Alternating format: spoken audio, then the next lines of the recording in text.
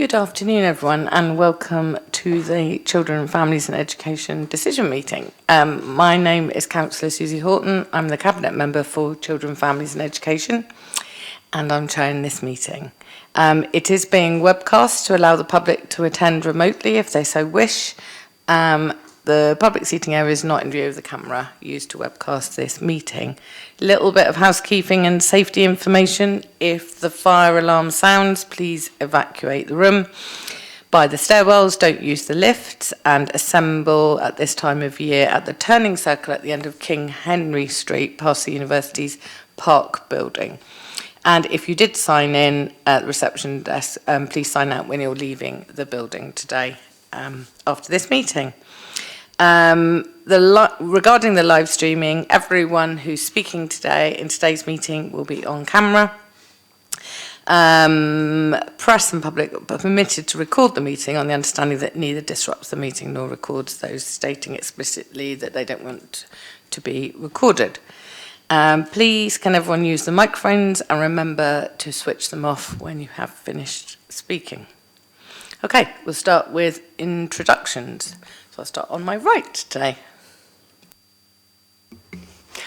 Debbie Anderson, Head of School Improvement and Early Years, and I'm here to present the SACRE Annual Report. Welcome. Alison Edgerton, Group Accountant for Children, Families and Education Finance. Welcome.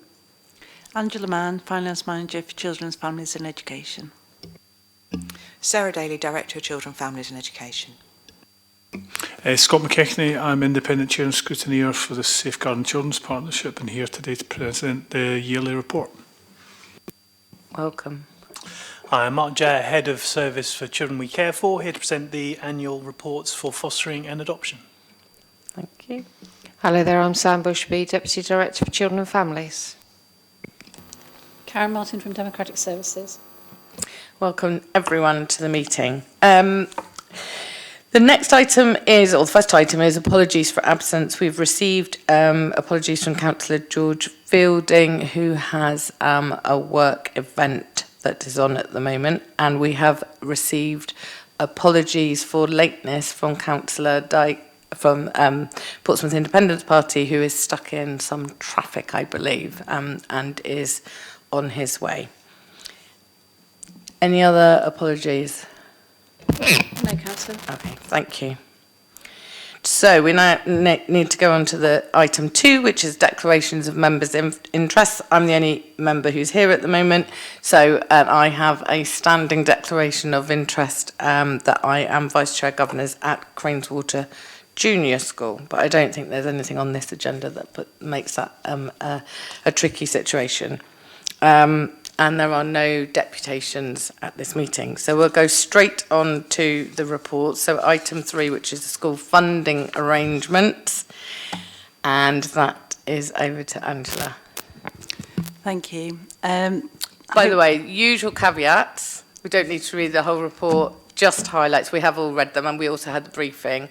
But if you just pick out the highlights, that would be really useful. Thank you. Yes. So the report, a similar report went to Schools Forum last week. And so there's different approvals and endorsements that each body is able to take. So I suppose an update from Schools Forum was that everything was approved or endorsed apart from the de-delegation for the school improvement for secondary schools. So that didn't go forward. And that is a decision for Schools Forum. And in the report you are asked to sort of note our proposal. And you know, the next steps for that, if Schools Forum don't approve it, could be going to Secretary of State for approval. So that's an update really on where we are with Schools Forum, and the report just takes you through all the different funding changes and the consultation that we did on those funding changes as well. And I'm happy to answer any questions. Thank you, Angela. And I attended the majority of that meeting, but I was there for that bit. So I did listen to the dialogue around that. So thanks for that update. Just before we go on, I see Chris has arrived. Do you want to introduce yourself? I understand that there's traffic challenges. Hello, Councillor Chris Dyke, Portsmouth Independent Party for Paulsgrove. Do apologise, it's just taken an hour and 10 minutes to get from Drayton.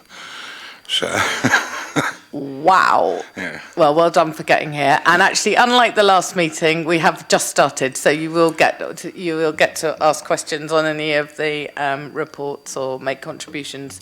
I know I'm putting you on the spot, and you didn't hear Angela go through the report. But are there any questions that you have over the report? No. The first item. No questions, no. Thank you.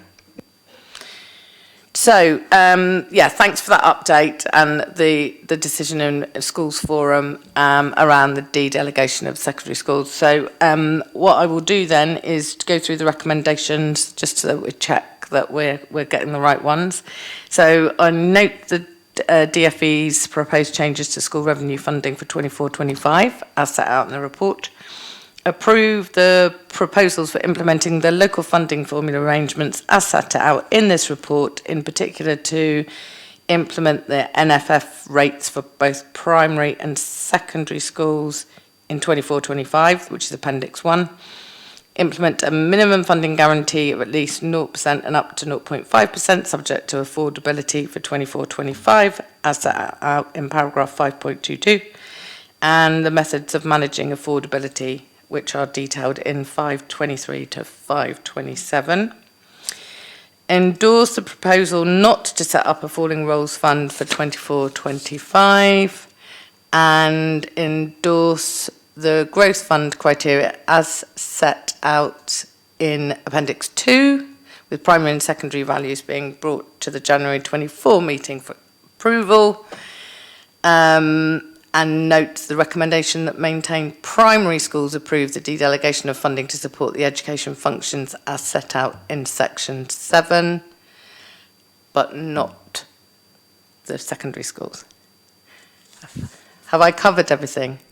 The recommendation to maintain secondary schools approve the dedelegation of funding to support the education functions. So that's a bit. Yes, so it's just noting the fact that the report does recommend it. But. Okay, the recommendation is there, but the Schools Forum decided not to. Okay, clear. Right, thank you very much for that. We will go on to the next report, which is the DSG, the Dedicated Schools Grant Quarter 2 Monitoring and Revised Budget. Alison. Thank you. So the report details the forecast position of the Dedicated Schools Grant as at the end of September 23, which is a overspend of £32,000. The details for the reasons of the overspend are within the report, but there are a couple of things that I just wanted to note.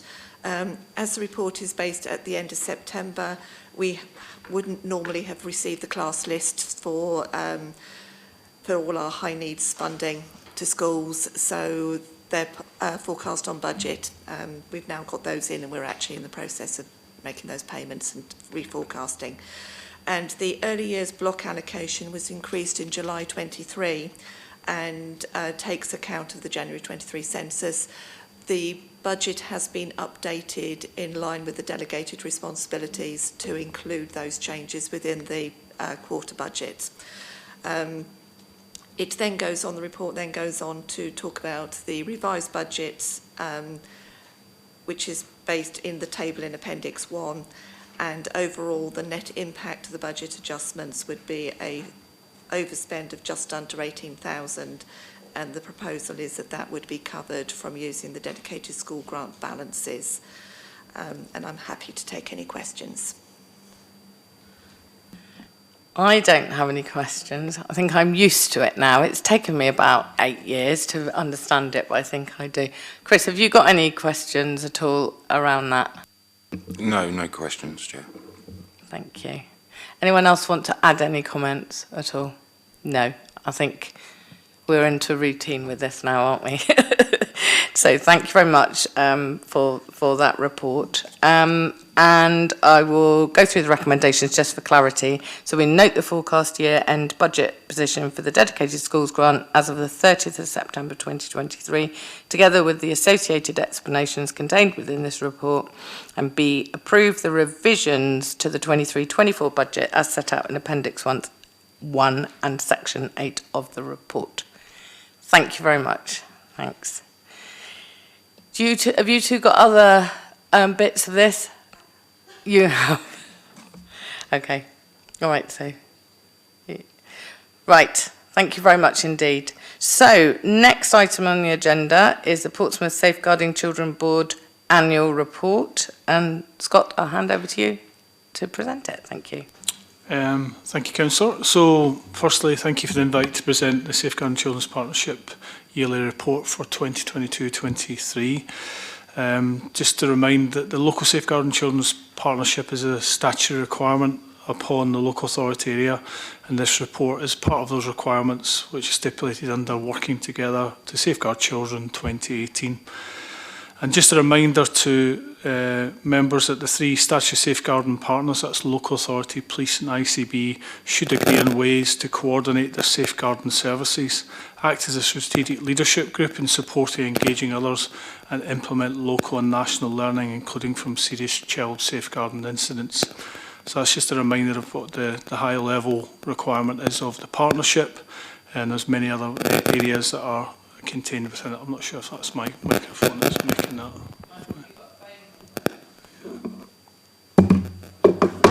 Okay.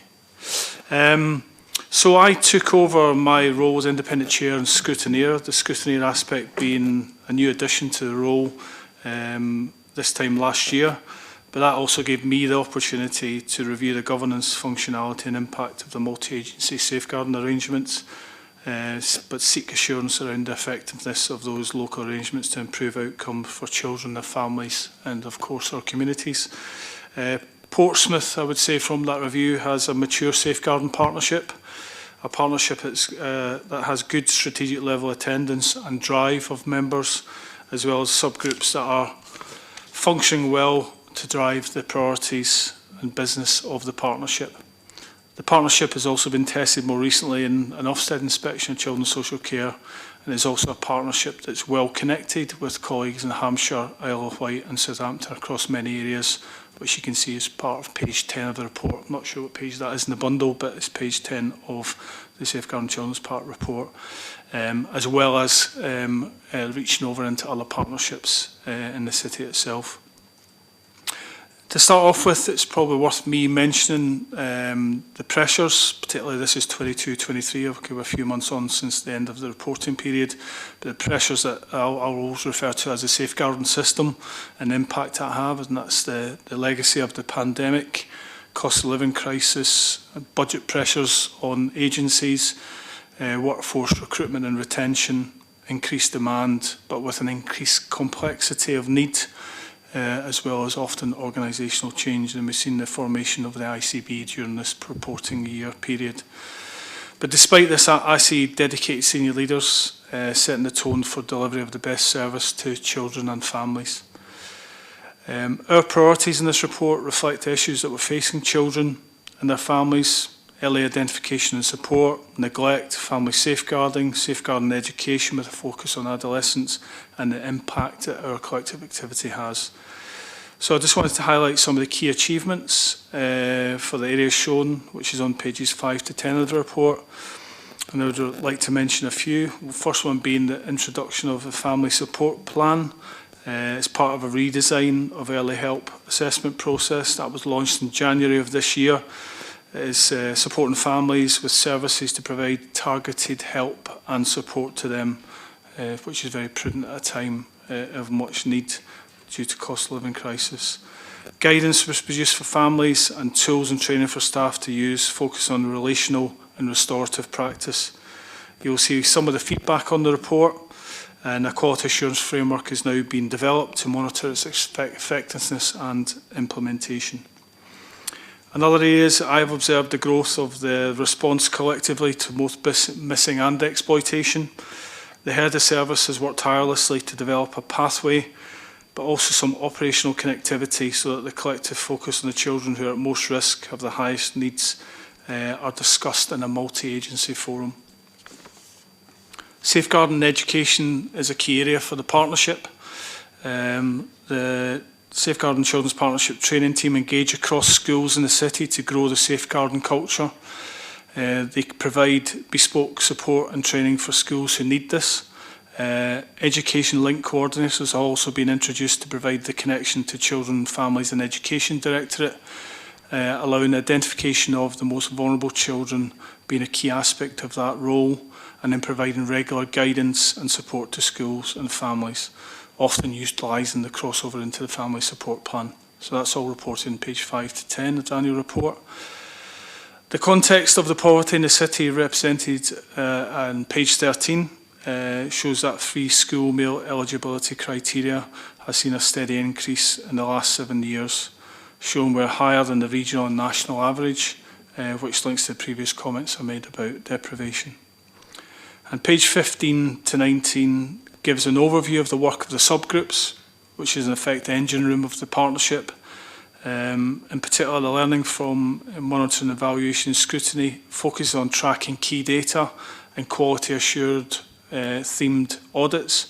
Both work in tandem, and I hope you'll see the activity, the levels of activity and scrutiny that have been adopted and continue to be throughout the yearly report.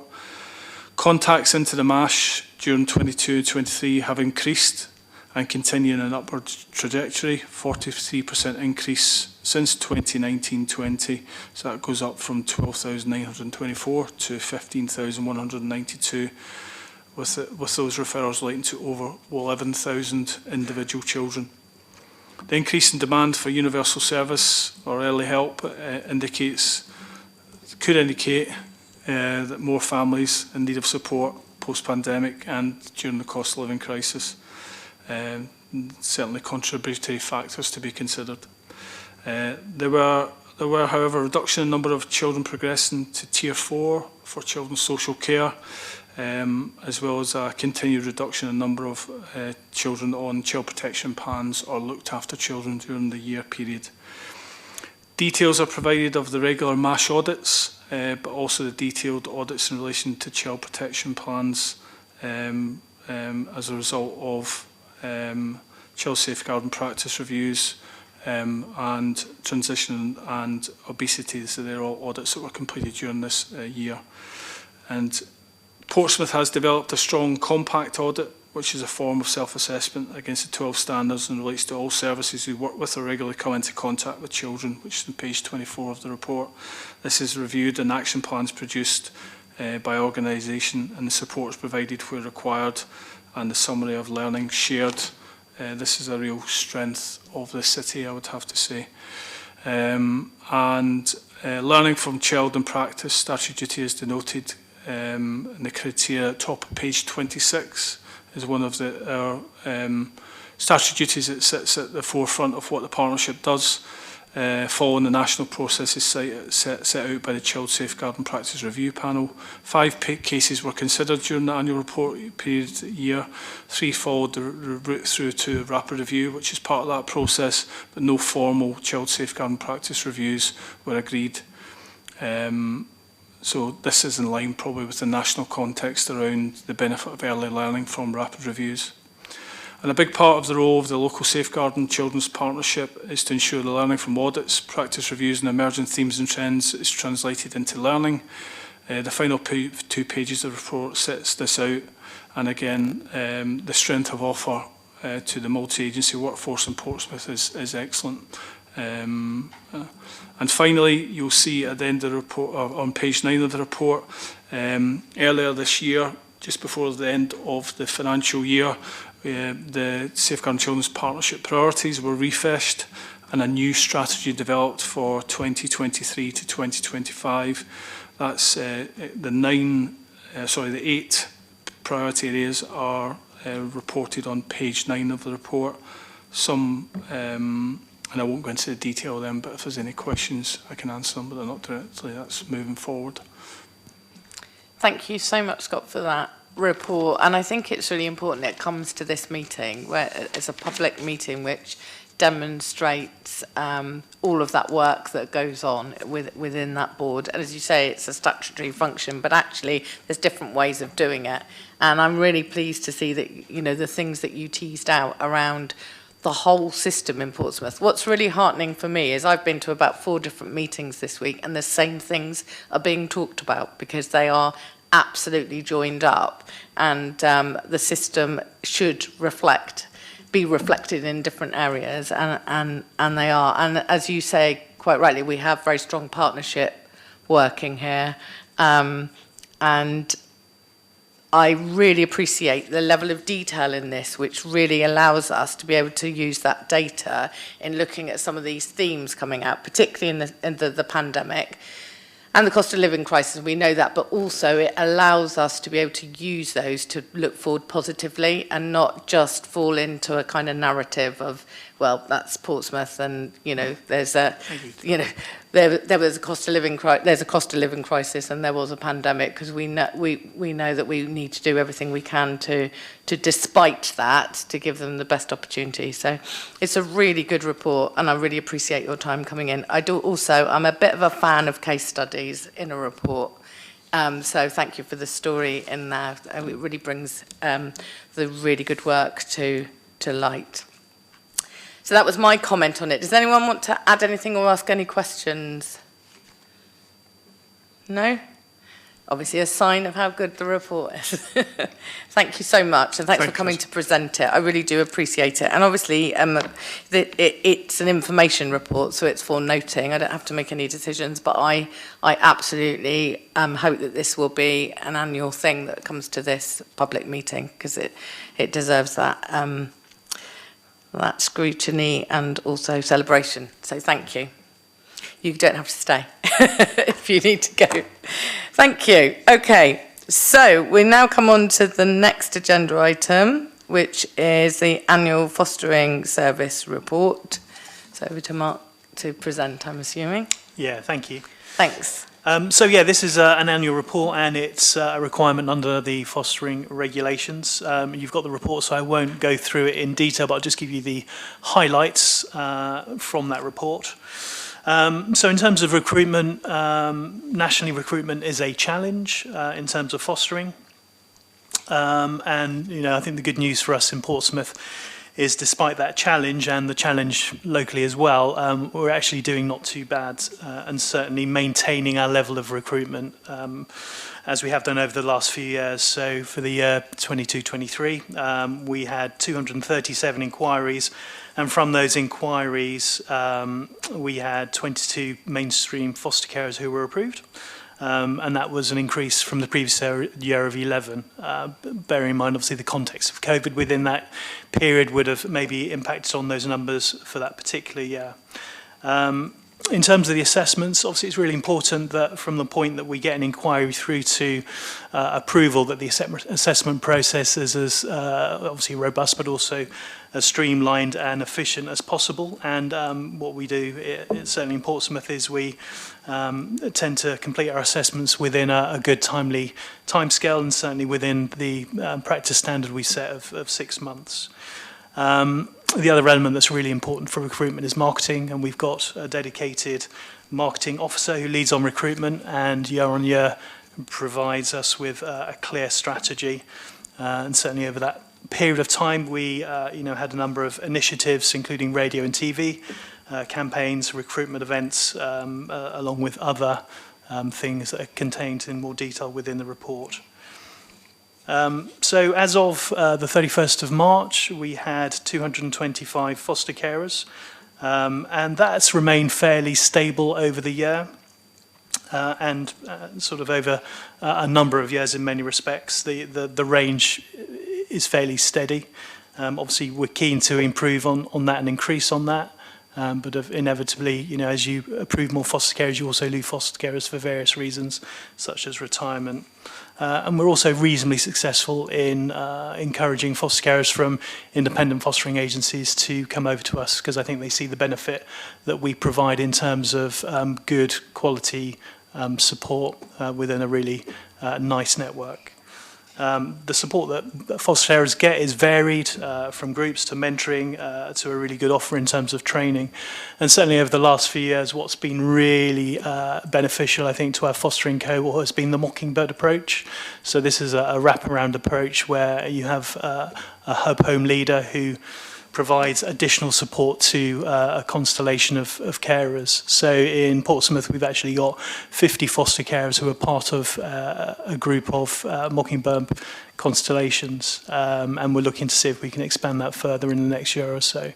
And the feedback we get from that is really positive. So children really enjoy the feeling of being part of an extended family within that Mockingbird arrangement, and carers feel that they get additional support. And you know, at the moment we're struggling to find enough Mockingbird provision for carers who are showing interest, and that's proving to be a real selling point, I think, for Portsmouth. So that's probably it in terms of foster carers per se. The thing that we're keen to move forward on in the new year is finalising our fostering allowance and fees policy, where we are reviewing the remuneration that we provide for carers caring for our children. We had hoped to land that earlier, but there's been some complexities around that. But also being mindful of local authorities neighbouring us, also looking to improve their offer as well. And obviously also important for us to get good quality feedback from carers around some of that detail. So I think that's probably it in terms of highlights. Any questions from anybody? Do you have a question, Chris? Yeah. Yeah, you say that there is 225 foster carers in Portsmouth. What percentage of that would it be if you had the optimal amount? That's a really good question that I don't have off the top of my head. I mean, we've got, I'm just trying to think, in terms of children that we care for, certainly at the point of this report, there were 389 in our care. So, yeah, I mean, we're looking to always obviously ensure we've got in-house foster carers locally. I think from recollection, around 67% of children in that year were with our in-house foster carers, which actually, when you look at other authorities, actually a really good offer. So our ability to provide care locally is pretty good. And as we know, it's really important because, you know, this is where their families primarily live, and this is where we are in terms of providing a wraparound service for them. Thank you. Good question. And Chris, if ever you want to go along to any of the recruitment events, it's worth going because you get to meet a lot of the foster carers because they bring them out so that they can talk to potential people. I go along as much as I can because it's so fascinating, the stories, and also the positive outcomes of that are great. So yeah, thanks for the report. I agree on the marketing. I think it's really good. The social media stuff, the storytelling, the videos is really, really good. It's a strength, and I'm sure it contributes to the success. The only thing I would say is that whilst our numbers might not have gone up, they haven't gone down, whereas they have in other areas. And I think, and that's testament to the fact that there's a national trend about decreasing numbers, and we've kind of bucked that, even though we're not complacent and we carry on doing it. And I've said this before in this meeting, but Mockingbird was the first thing I signed off when I took over children's services. So I've always had a keen interest in that because that was my first report that I read. And I actually don't even think then we probably imagined the strength the strength to strength it has gone in such a short amount of time. And of course, we value all our foster carers, those in Mockingbird, and otherwise, because we need a range of offers, don't we, to meet the needs of kids in the city. So thank you. Great report. Again, it's for noting, but I think it is really important that this excellent work comes to this forum and is actually recorded. So thank you. Next is item 7, which is the Adoption Agency Annual Report. Back to you. It is indeed. So as with the fostering report, this is a requirement under the adoption regulations, so the requirement for an annual report. Probably worth, again, as I say, there's a detailed report there that I won't go through line by line, but I'll give you the headlines, but probably worth just pointing out the fact that we have an arrangement in terms of adoption whereby the child element of the work that we do in adoption in supporting children through to an adoptive placement is held within Portsmouth City Council. But in terms of the recruitment, assessment and support of adopters, that is held within Adopt South, which is our regional adoption agency. So there's a number of those agencies around the country. And ours is Portsmouth, Southampton, Isle of Wight and Hampshire. So I think that context is just quite important just for me to set out right at the beginning.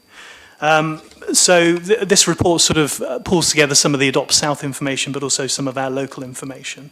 So it's worth noting, I think, in terms of Adopt South, that they compare incredibly well when looking at the other 31 regional adoption agencies. You know, the work they do is very timely and within, you know, expectation. Which obviously, you know, for children means that children are moving to permanency quicker, which is ultimately the most important thing. So in terms of Adopt South, they've actually got, certainly for that year, had the shortest adoption journey from beginning to end of all the 32. So very much to be commended for that.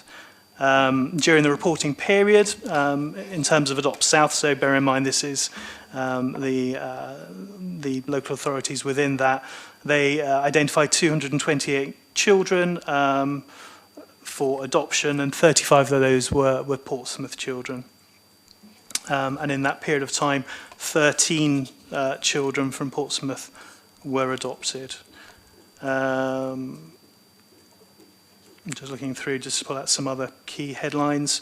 For us, so in that year we had 19 children who had placement orders. So a placement order, just for clarity, is a court-decided order that says a child can be placed for adoption. And that was actually the same number for the previous year. So no significant change there, but, you know, a fair number.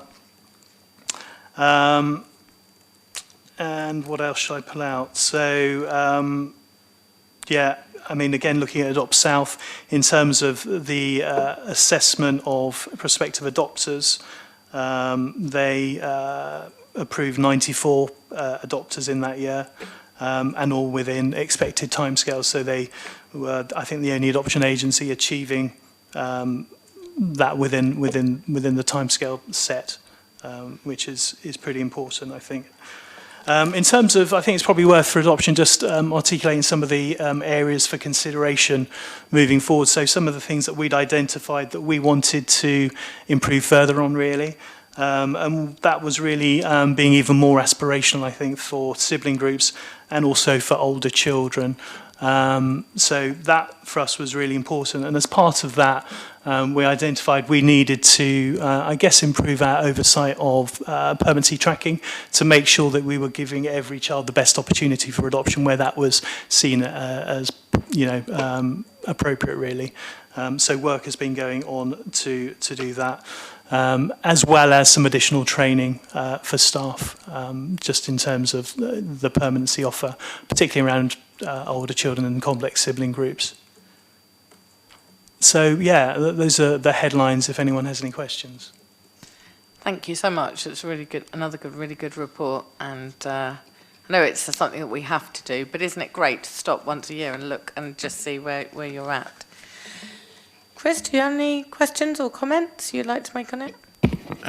Sort of same question, really, is the amount of adoptions that have taken place compared to what is needed?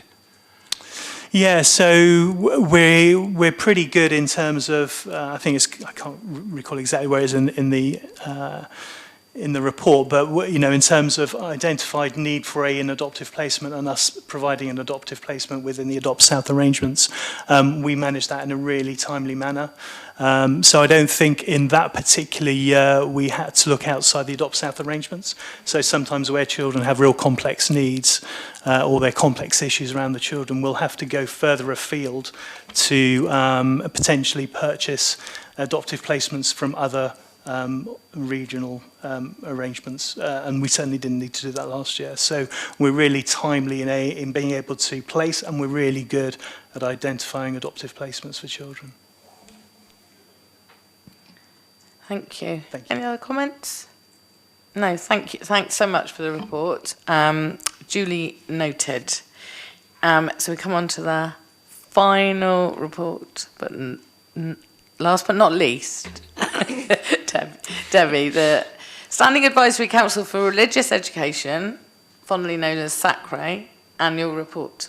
Yes, so I'm the local authority officer that is linked to the Portsmouth SACRE. And SACREs have a responsibility for advising the local authority on its schools with regard to religious education. And they have a duty to publish an annual report which must be sent to the Secretary of State for Education as well as shared with wider partners. The Portsmouth SACRE Annual Report 2022-23 is based on a template from NASACRE, which is the National Association of SACREs, so it follows that template and standard reporting format. Our SACRE is very inclusive and moves around various venues, which shows that tolerance and respect for different faiths and those of no faith. And that can be shown by as I say, the different venues, Portsmouth College, one of our primary schools, and also the Al Mahdi Centre. SACRE has continued its work to ensure that our pupils in schools develop spiritually, morally, socially and culturally as well as academically. And that's been done in a number of ways. There's a SACRE monitoring group, and last year we put out a survey to monitor collective worship and any withdrawals from collective worship and RE lessons. We also monitored school websites and how our agreed syllabus, Living Difference 4, is being implemented. And from school websites, you can tell about the curriculum content and whether that locally agreed syllabus is referenced. We know that probably not as many pupils in our schools study RE at GCSE and A level, but those that do very well. Our SACRE has helped to develop a directory of places of worship and that schools and pupils can go and visit so that they can really experience and gain that respect and tolerance. And that directory of worship being published on our own website and the Portsmouth Education Partnership website is also now on a national RE hub as well, following some interest from other SACREs. So we also provide CPD, particularly for our primary RE subject leaders who are not generally specialists. So there are termly network meetings for them, which is funded through the local authority and the school improvement budget. And that enables teachers to gain a better insight, to develop their subject expertise, to think about how they're going to implement the locally agreed syllabus. So through the surveys that we've done, we found out that there wasn't major withdrawal, and it tends to be around if acts of collective worship or Christmas celebrations are actually taking place in a church as opposed to in the school, but it is quite minor, and we are due to repeat that survey after Christmas to see if that position has changed as the world develops and there are events around the world, so we're quite keen to do that. But I'm pleased to report that we haven't received any complaints about collective worship in our schools, and again, no complaints about religious education. I have a close working relationship with our professional advisor who works for Hampshire, and we have some joint representatives with the Hampshire SACRE. So we are looking forward to move on. I recently saw a webinar from the SACRE about how SACREs can effectively monitor schools, and actually the things that we're already doing were some of the examples that other SACREs are using as well. And when some of our schools have been offered some additional visits from that professional advisor to look at their RE and how they implement that and the teaching and learning of RE in our schools, 4 of our LA maintained schools immediately took up that offer, so they'll have half-day visits next year. So I thought that was really promising that they're really keen to have that professional advice. Thank you, Debbie, for that report. I think it's really interesting. I'm really interested in the survey, actually. I think that was a really good thing to do, and it makes it ensures that kind of responsibility that we have is scrutinised and there's good governance on it. I have to say, in that SACRE board, the attendance is phenomenal. It's one of the, it used to be, when I was on it, it used to be one of the best attended meetings ever. And I think what happens at that is that representation from across the city comes together in that, and that kind of common aim. And it is a shame in a way, I think, that more young people don't do it. I think the whole title is a bit like what it says on the tin isn't the most attractive thing, but actually even for primary school children, like the story around, you know, within RE, but also as they get older, I think a lot of young people would probably be really, really interested in the curriculum if they had that opportunity. So I guess what we need to do is keep supporting those schools that are open to that conversation. Yes, and I think that is a growing and changing picture as it's more around partly philosophy and ethics and that wider view of the world. I think our young people are interested in that, and that move away. It's not just about the study of religious faiths. Exactly, it's about, you know, values and beliefs. And actually, if we've learnt anything from the Youth Cabinet, it's the things that they're so passionate about are often grounded in values and equality. So, yeah, thank you for bringing that report. It is very, very interesting, and the survey is a good piece of work by the sounds of it, so that's great. Okay, so that is noted, and I think that brings us to the end of this meeting, another last one of 2023. I'm sure we'll have lots of fun next year. But in the meantime, I wish everyone a very, very enjoyable Christmas break, whatever that looks like for you. Thank you very much for all your hard work and for coming to this meeting. Thank you.